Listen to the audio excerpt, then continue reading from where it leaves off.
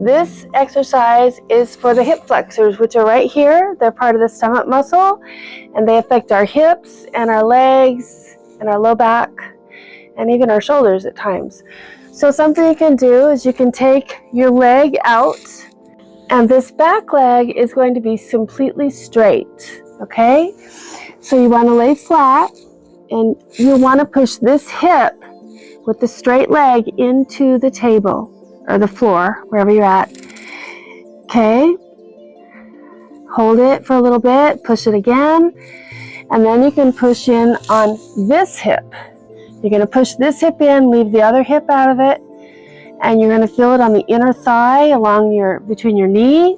And then I'm going to bend this knee as much as I can. I can feel it stretching on my hip area.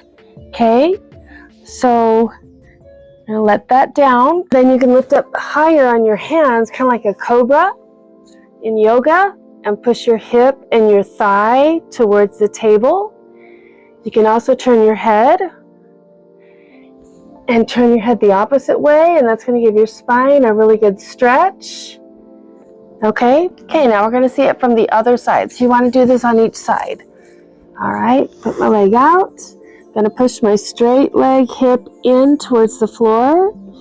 Then I'm going to push my bent leg hip in to the table or to the floor.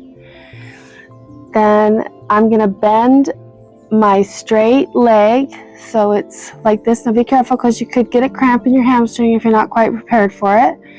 But that's going to stretch the whole front hip flexors and quad, which the hip flexors attach on the thigh muscle, on the quad. And then we're going to come up like this, push your hip towards the table or the floor, and then do the other side also. And you can kind of feel that stretch in the spine too.